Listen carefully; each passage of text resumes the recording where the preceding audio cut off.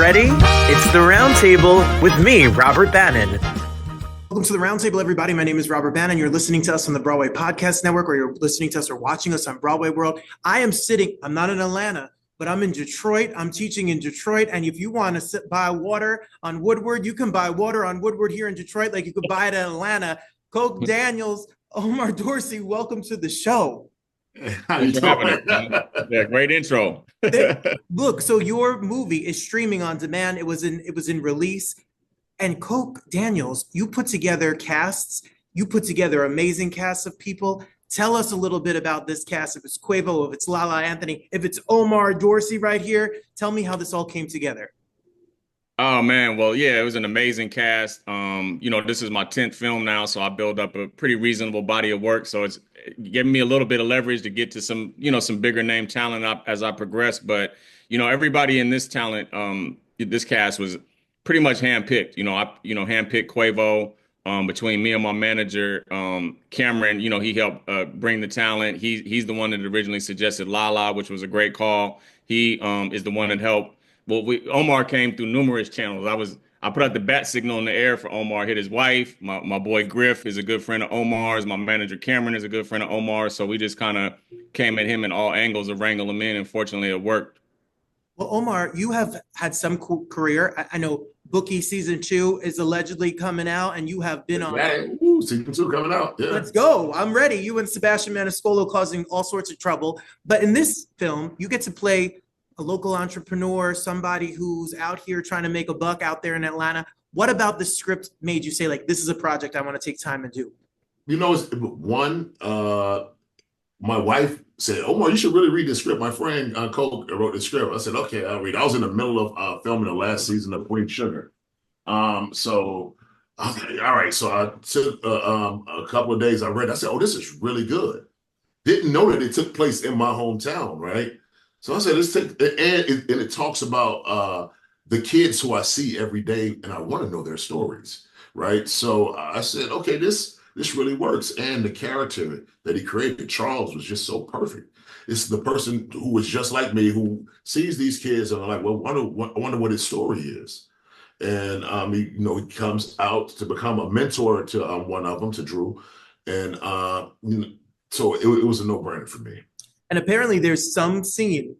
I'm saving the movie to watch it this Friday night. So if you can get some popcorn, get a drink, and cuddle up with your loved ones and enjoy this movie, it will be on demand. There's a scene where you're in your office where you are inspiring this generation, this up and coming. What's it like? You were probably around some younger actors who are don't have as many IMDb credits as Omar Dorsey does. What was it like to be a mentor on screen, but also to be a mentor on the set? That's what I've been saying that. That's what I've become now, right? I've become the mentor to all these young actors. It's crazy because even some of the ones I didn't work with, they said, I did the movies. I thought I was going to be working with you. Right. And even when I was doing this, when I used to be on the show Raising Canaan, the kids used to come to set to watch me act. And I'm like, why are y'all here? Y'all don't work. No, we came here just to watch you. I was, really? And so knowing that I have a responsibility now, that I can't drop the ball, and I got to know my lines and all that stuff. So I want people to see the professionalism whenever they see me. And they're like, well, this is what it takes to be able to get to a certain point in your career. Well, I love the idea. When I was reading the press release, Coke, about this, and we know your last movie went viral, even the trailer goes viral. I mean, people come and start to talk about the cast you put together, the stories you're telling, and the representation that you put on screen is very important for communities all across this world. But you had taken this idea, the people selling water on the side of the road. I never would think that they have a story, and how did the inspiration come to you?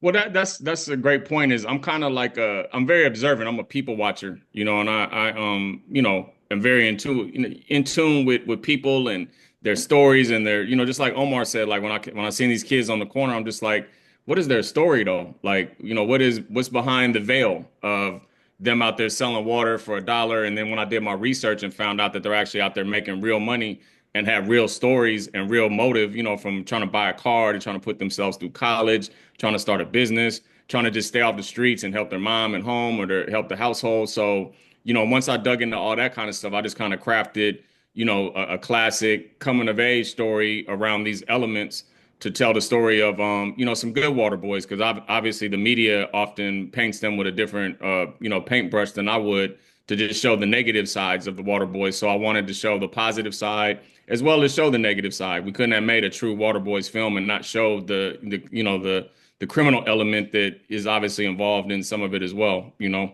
Absolutely. Well, listen, I just bought a house, so I'm one mortgage payment away from selling water on the side.